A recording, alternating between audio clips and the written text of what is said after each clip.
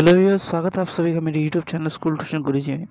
आज हम बात करेंगे कार्यपत्रक 2 या वर्कशीट 2 के बारे में, जो कि विज्ञान विषय की वर्कशीट है, कक्षा 8 के लिए जारी की गई है। ये 16 सितंबर की आपकी वर्कशीट है। यहाँ बच्चे अपना नाम लिखेंगे और यहाँ अपने अध्यापक या अध्यापिका का नाम लिखेंगे।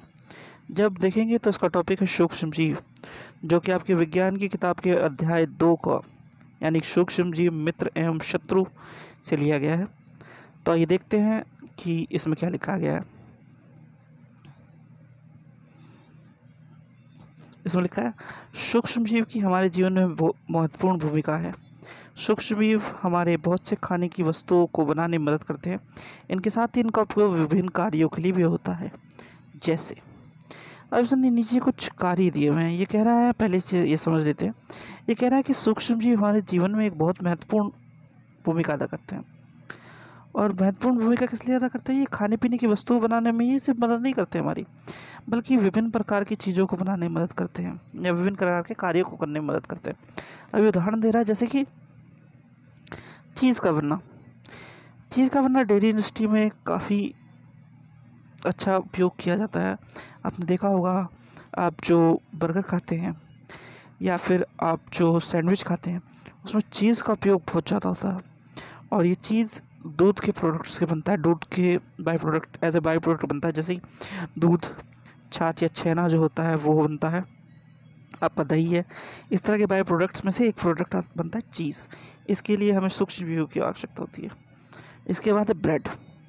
ब्रेड को बनाने के लिए भी हमें मैदा या आटे के अलावा सूक्ष्मजीव की आवश्यकता होती है, जैसे कि ईस्ट की आवश्यकता होती है। ये उसके द्वारा बनता है। अगला है आपका अवशिष्ट का अपघटन या खाद का बनना। तो आपका जो खाद का बनना है वो भी एक तरह से सूक्ष्मजीवों के द्वारा होता है।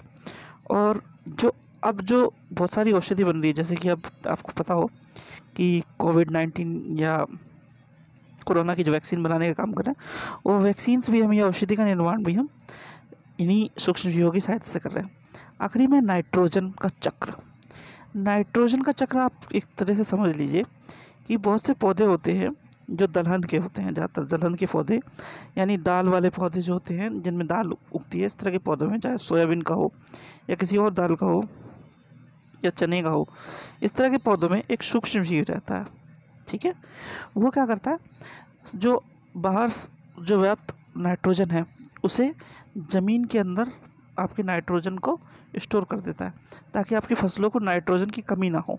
तो ज़मीन में से नाइट्रोजन वो उसे मिलता रहता है। इसे कहते हैं नाइट्रोजन चक्र सामान्य भाषा में। और इसके बारे में हम आगे पढ़ेंगे। ठीक है बच्चों, अब आगे देखते क्या कह रहा है। आगे कह रहा है ये, इनके अलावा अचार, डोसा, इडली तथा अल्कोहल बनाने और कृषि में मृदा की उर्वरता को बढ़ाने के लिए में भी किया जाता है। अच्छा, किस किस चीज़ के लिए कहता है? अचार को बनाने के लिए, डोसे को बनाने के लिए। डोसे और इडली को बनाने का मतलब है कि इसमें भी क्या हो रहा है, इसमें भी धीरे धीरे ये क्या कर रहा है, एक तरह से सूक्ष्मजीवों का उपयोग कर रहा है। आपको पता होगा कि इन्हें डोसे और इडली को बनाने के लिए चावल और दाल के पीस करके एक रात रखा जाता है, तो उसके बाद ये बनता है। तो इसमें किण्वन होता है। ठीक है, जैसे इंग्लिश में फर्मेंटेशन बोलता है, जैसे कि ब्रेड में होता है कुछ कुछ, ऐसे ही अल्कोहल में होता है। तो इनके द्वारा क्या होता है कि इनके द्वारा हम क्या करते हैं, हम सूक्ष्मजीवों को इस्तेमाल करते हैं अपने कार्यों के लिए। आगे क्या कह रहा है, आगे देख लेते हैं। आगे कह रहा है, पिंकी ने अपनी अध्यापिका से पूछा, दही सूक्ष्मजीव की मदद से बनती है, लेकिन मैंने देखा है कि मम्मी रात को हल्के गर्म दूध से थोड़ा सा दही डाल देती है और सुबह तक दही तैयार हो जाता है। ऐसा कैसे होता है? तो पिंकी जो एक बच्ची है, उसे ऐसा लगा जब उसकी अध्यापक ने ये सब चीज़ें पढ़ाई, जैसे मैं आपको पढ़ा रहा हूँ, कि हर जगह तो सूक्ष्मजीव होते नहीं है, क्योंकि सूक्ष्मजीव हमने पिछली वाली वर्कशीट में क्या पढ़ा था, वह जीव जो हम आसानी से देख ना सकें वो सूक्ष्मजीव कहलाते हैं।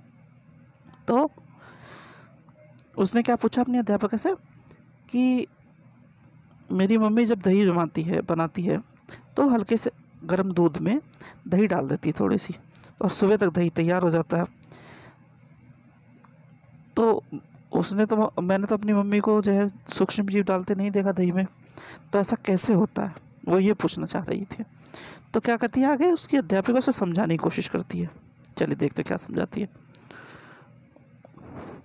अध्यापिका ने पिंकी से कहा, दही में लैक्टोबैसिलस नामक जीवाणु होता है, इसलिए थोड़ा सा दही दूध में मिलाने पर ही जीवाणु उचित तापमान पर जमकर उसे दही में बदल देता है। तो क्या उसकी उसकी टीचर ने उसे क्या समझाया कि जो दही होती है उसमें ही वो सूक्ष्म जीव होता है, और थोड़ा सा दही, यानी कि उसकी मम्मी क्या करती थी, थोड़ी सी दही डाल देती थी इसमें गर्म दूध में, हल्के गर्म दूध में, तो सुबह तक दही तैयार हो जाता था। तो उसने क्या बताया कि थोड़ी सी दही में ही लैक्टोबैसिलस नाम का जीवाणु होता है, जो बहुत थोड़े से उससे ही उचित तापमान मिलने पर जीवाणु जनन कर लेता है और दही में बदल जाता है। ठीक है, और क्या बताया उसने, उसके टीचर ने, उन्होंने कहा, लेकिन ध्यान रहे दही बनाने के लिए दूध ना तो बहुत गर्म हो ना ही बहुत ठंडा होना चाहिए, वह केवल हल्का गुनगुना होना चाहिए। तो उसने क्या बताया कि दूध ना तो बहुत ज़्यादा गर्म हो और ना ही बहुत ज़्यादा ठंडा हो, अगर दोनों ही हुए तो क्या होगा, तो उचित तापमान नहीं मिलेगा और इसका जीवाणु का जनन नहीं होगा और दही नहीं बनेगा। तो ये तो ही आपकी वर्कशीट की दी हुई बातें। अब जरा इसके बारे में समझ लेते हैं, प्रश्नों को देख लेते हैं। प्रश्न एक है, दूध से दही कैसे बनाया या जमाया जाता है, दही बनाने के लिए कौन सी दो चीज़ों की आवश्यकता है।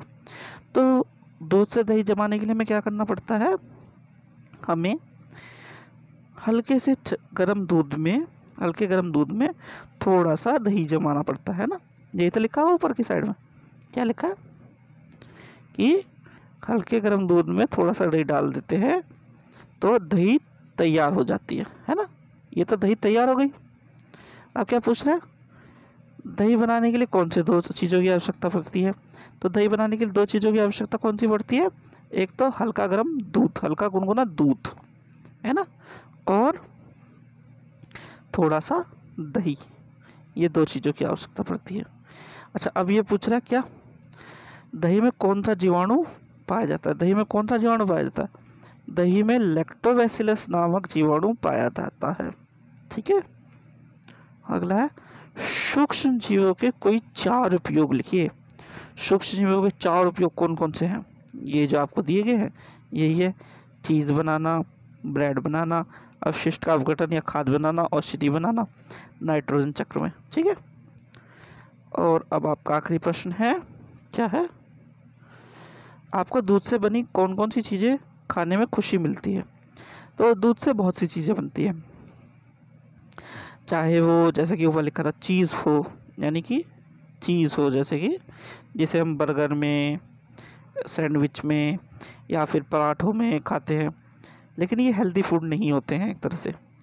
तो हेल्दी फूड के लिए हम क्या क्या खा सकते हैं, हेल्दी फूड के लिए हम दूध के जो प्रोडक्ट है उसमें दही खा सकते हैं, छेना या छाछ पी सकते हैं, उसके अलावा क्या कर सकते हैं, पनीर खा सकते हैं जो कि कैल्शियम और मैग्नीशियम में देगा, अच्छी चीज़ें है।